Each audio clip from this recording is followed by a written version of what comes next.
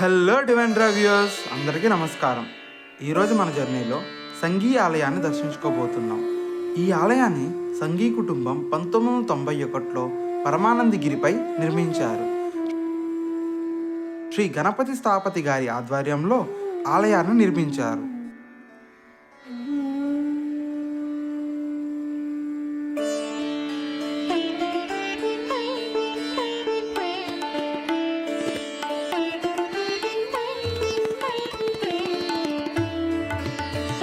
ఈ ఆలయంలో ప్రధాన దేవుళ్ళు వెంకటేశ్వర స్వామి, పార్వతీదేవి మరియు శివుడు.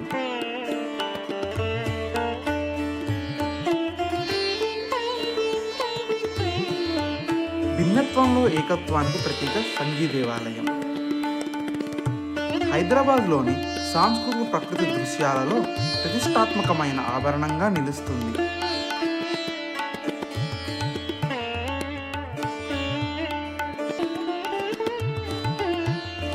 ఈ దేవాలయం హైదరాబాద్కి సుమారు 35 కిలోమీటర్ల దూరంలో ఉంది.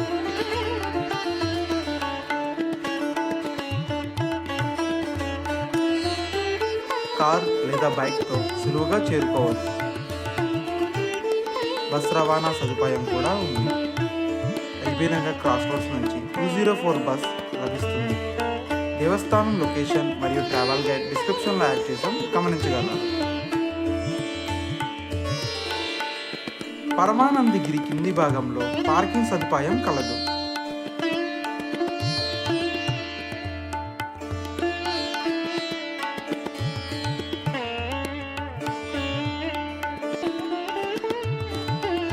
ఆలయ ప్రవేశానికి ఎటువంటి ఎంట్రీ ఫీజు లేదు.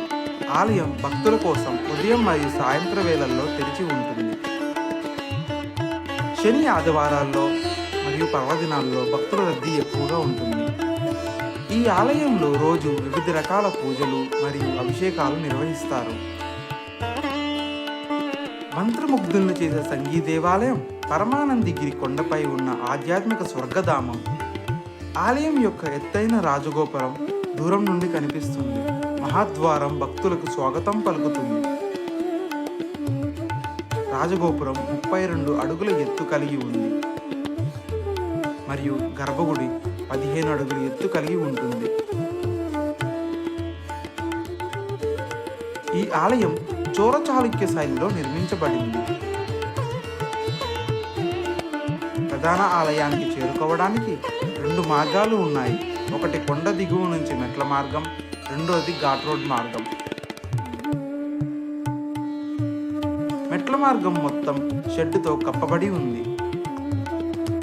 ఆలయానికి ప్రధాన ద్వారం వద్ద అందంగా చెక్కబడిన భారీ తలుపు కనిపిస్తుంది.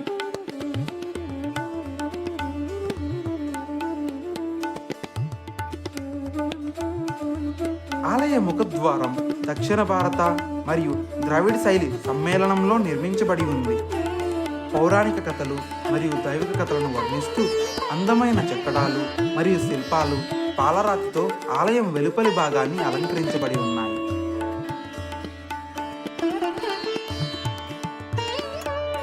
గర్భగుడి లోపల ఉన్న వెంకటేశ్వర స్వామి విగ్రహం 9 అడుగులు పొడవు ఉండి తిరుమలలో ఉన్న స్వామివారి వలె పోలి ఉంటుంది. బాలాజీ ఆలయానికి కుడివైపున పద్మావతీదేవి నివాసం ఉంది. కమలం మీద మనోహరంగా కూర్చొని చేతిలో తామరలతో భక్తులకు దర్శనమిస్తుంది. బాలాజీ ఆలయానికి ఎడం వైపున శివుని మందిరం ఉంది. శివుని పక్కన శక్తి స్వరూపిణి కమలాంబికాదేవి దర్శనమిస్తుంది.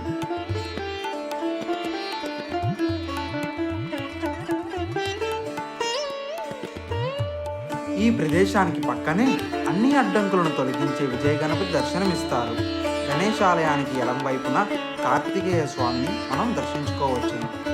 బాలాజీ ఆలయానికి ఆనుకొని రామాలయంలో శ్రీరాముడు తన అచంచలమైన నమ్మకమైన భార్య సీత మరియు అతని భక్తుడైన సోదరుడు లక్ష్మణునితో కలిసి మనకు దర్శనమిస్తారు. రాములు వారి భక్తుడైన శ్రీ వీర హనుమాన్ మందిరాన్ని కూడా మనం ఇక్కడ దర్శించవచ్చును.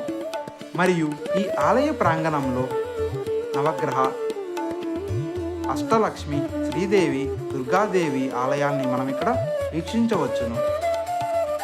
ఆలయ సముదాయంలో పవిత్రవనం కూడా ఉంది. ఆలయంలో పూజలకు కావలసిన పత్రాలు మరియు పూలను ఇక్కడి నుంచే సమకూర్చుకుంటారు. ఈ ప్రాంగణంలోని కళ్యాణోత్సవం కొరకు కళ్యాణ మండపం కూడా ఉంది.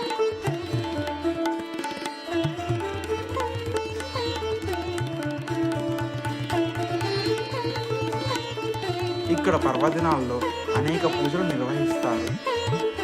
ఆలయ ఆవరణంలో భక్తుల సౌకర్యార్థం ఎంతో విశాలమైన స్థలం ఉంది. అనేక పూజలను మనం ఇక్కడి నుంచి వీక్షించవచ్చును.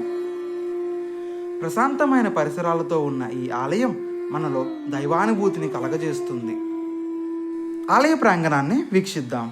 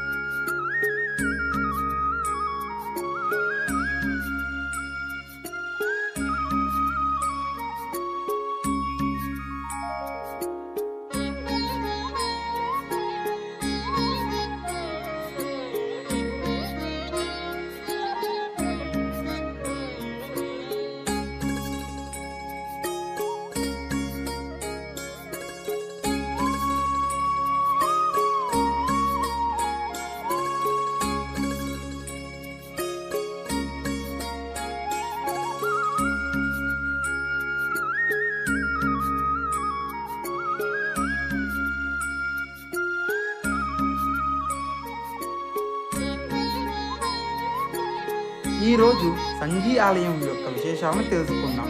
మీకు నచ్చిన ఆలయం విశిష్టత కోసం కామెంట్ చేయండి.